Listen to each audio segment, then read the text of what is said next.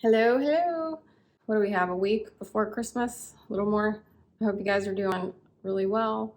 Probably not on YouTube too much right now. I wanted to share with you a recipe experiment. I'm going to do a recreation of the amazing meatballs, giant Italian style, from the restaurant that I work at right now. I wanted to recreate these because they're delicious. They're a little spicy. So let's go through the ingredients.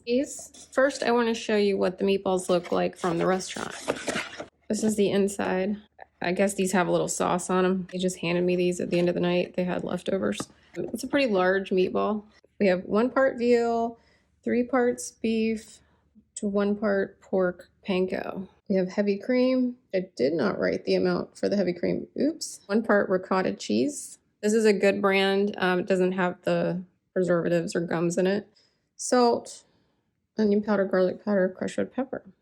And I just noticed this recipe does not have eggs. Never made meatballs without eggs. All right, 1 pound of veal, bunch of beef, 3 pounds of beef.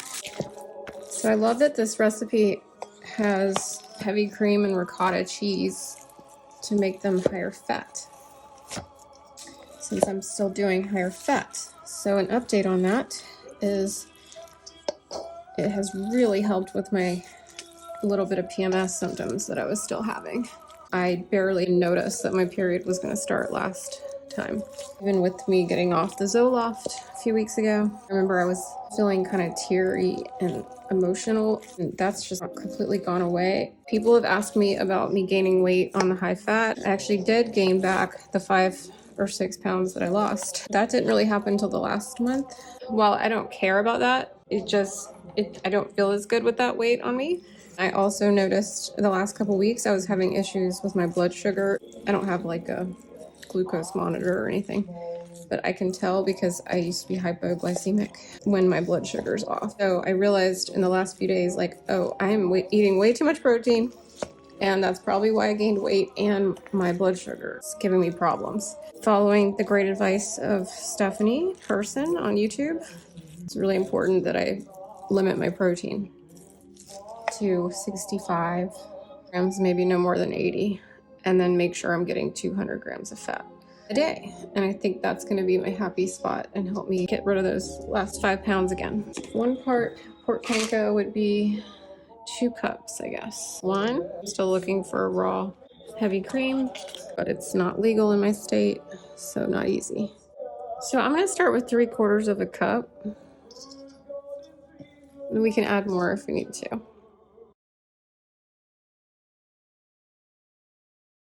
Let me know what you guys think of this music. It's probably either gonna annoy you or you'll love it. I'm putting all of this ricotta in here. No joke. With the seasonings, as usual, I like to just go by my instinct. I'm a pretty heavy salter. Garlic, onion powder, and a generous amount of crushed red pepper, my favorite.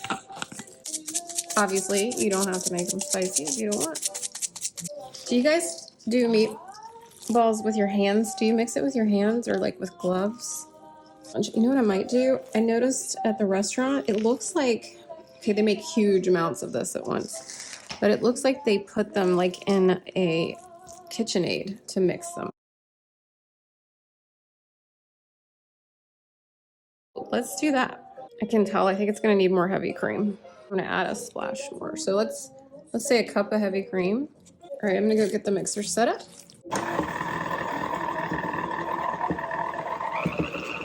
I'm gonna move all this over to a piece of parchment paper.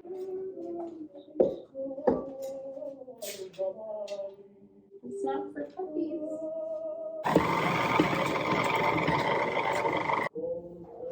This is such a crazy amount of meat. I did not realize how much meat we're gonna have here. I just found this spoon with a little bit of ricotta, so I'm gonna eat some. With some water and a measuring cup, because I think I saw them doing this at the restaurant, and then 1/3 cup measuring cup. I think we're gonna dip it in the water, and then we're gonna put some mixture. See if these are too big. I think my hands are supposed to be wet.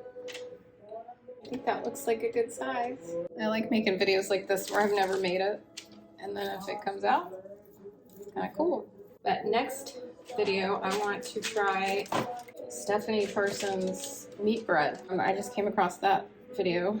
I don't want to make it because I think it tastes like bread or it's going to be like bread, although she says it is. I did find out from her that it's important if you have the history of hypoglycemia not to do what I've been doing, which is eating and then waiting 7 or 8 hours until I eat again. That's going to be an adjustment for me. I want to hear you guys' thoughts on this, your experiences, because I know everybody's different. There's no right way to carnivore for everybody, or keto. It's always like an adjustment as we're healing. I preheated the oven to 375. I'm going to check them after about 20 minutes. Let's talk about cheating versus choosing. What we do when it's something that we want and we say, that's not carnivore, that's not keto, or I don't think I should be allowed to have that. I think it's really important to distinguish between willfully choosing and then guiltily cheating. I really don't think that cheating is an appropriate word when we're carnivore, because remember, this is not a diet, it's not a deprivation, it's also not a religion, something we're choosing to do for ourselves.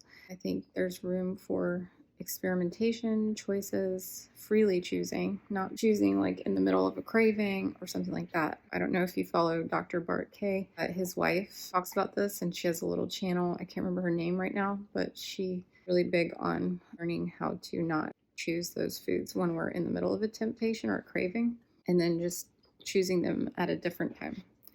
I know for me, I'm excited to do some eggs and treats that I normally wouldn't eat while I'm having family here for Christmas.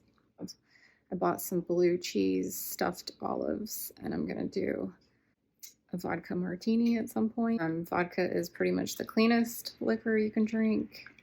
Nothing's added to it, and I make sure to get a really clean triple distilled vodka. I don't do a lot of vermouth. I do it pretty dry. If you're gonna drink alcohol, I always take milk thistle, and I drink. It helps your liver process the alcohol better and prevents hangover. Again, it's a choice, so I'm fully aware that I'm not going to feel my best the next day, but that's what I'm choosing to do, and that's okay. If I decide to indulge in anything else, I will let you guys know in my next video. Let me know in the comments if you have something you're planning on eating or drinking that you wouldn't normally have. So I ended up cooking them about 25 minutes, and now I'm going to turn the broiler on. I broiled them about 5 minutes. Got a bunch of butter to go with my meatballs. All right, let's see. I'm so nervous. What if they're terrible? I don't know how it would be terrible. Meat's never terrible. They're pretty delicious.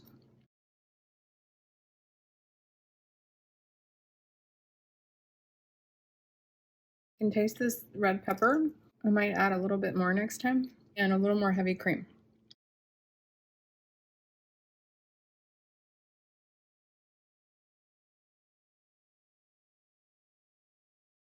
But other than that, they're really good with the butter.